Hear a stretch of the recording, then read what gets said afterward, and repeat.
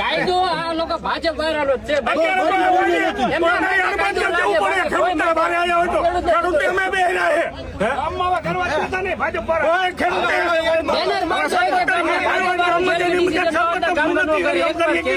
અમને ગામના મહેરબાની સરપંચ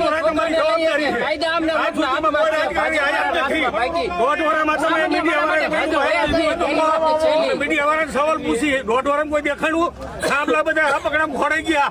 અદાણી નું 4000 કરોડ નો પ્લાન 1000 વીઘામાં 32 લાખ રૂપિયા વીઘો લીધી તો રાજસ્થાનમાં 4 ગણું વર્ત ચૂકવતા હોય ને તો અમારા ગામના ખેડૂત ને 6 કરોડ રૂપિયા મળે. અમે શું કહ્યું હમણાં બેઠા 20 વર્ષ કે સરપંચમાં અત્યારે ખેડૂત રજૂઆત કરવા આવે ને અમે રજૂઆત થઈ. અમારો કોઈ નિર્ણય નથી. જેતપરની સાહોણીમાં જે નિર્ણય આવે ને એ શિરોમાન્ય છે.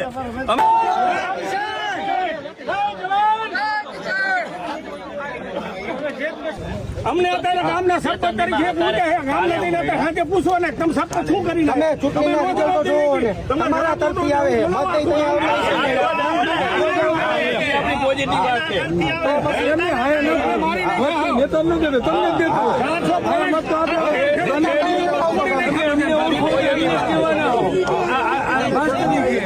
આપડે તાલુકાના ખેડૂત તમને બધા હાલે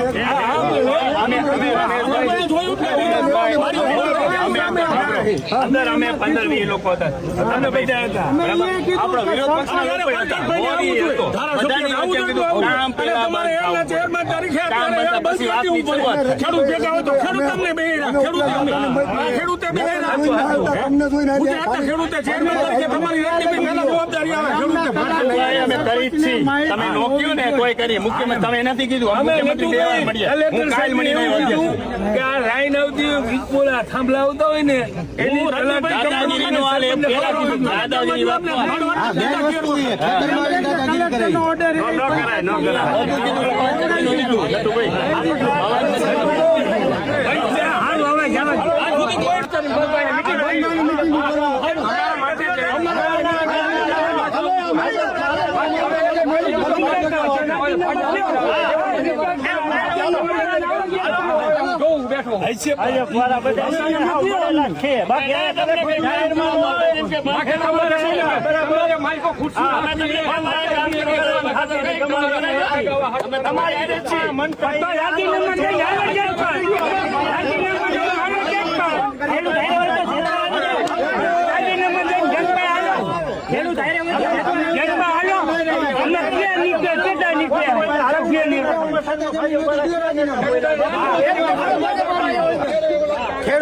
ખેડૂતના દીકરા કરે બધા નેતા.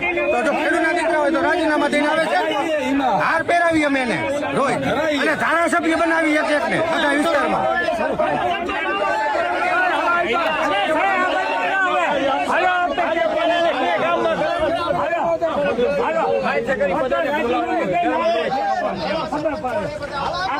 એવું નથી તમે વાત કરો. અમે આ મત દીધા નહીં અમારી ભૂલ થઈ જાય. મત દીધા એ અમારી ભૂલ થઈ જાય.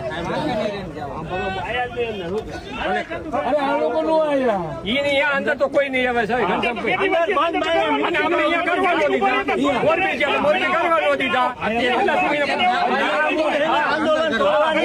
ભાજપ વાળાની નીતિ કલેક્ટર ને આવું ખેડૂત એટલા હોય ખેડૂત ના જો ઓલા હોય તો બાકી બધી ખબર જ છે. આ તો કેમ એમને ખેડૂતે કીધું ઉભા મારી વાત તમારા માટે જ ભગવાન આવ્યા તો કેમ તમને બોલાવા આવ્યા તમ અમે નથી આવ્યા બેઠા હતા બરાબર. તમને ભગવાન મળવા આવ્યા હતા એવી વાત તમને મળવા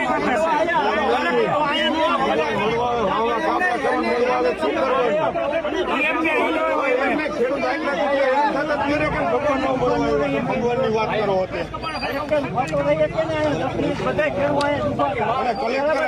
કલેક્ટરને મળી જવું પડે. સરપંચ તમારી હારે જ મિટિંગ કરવાની.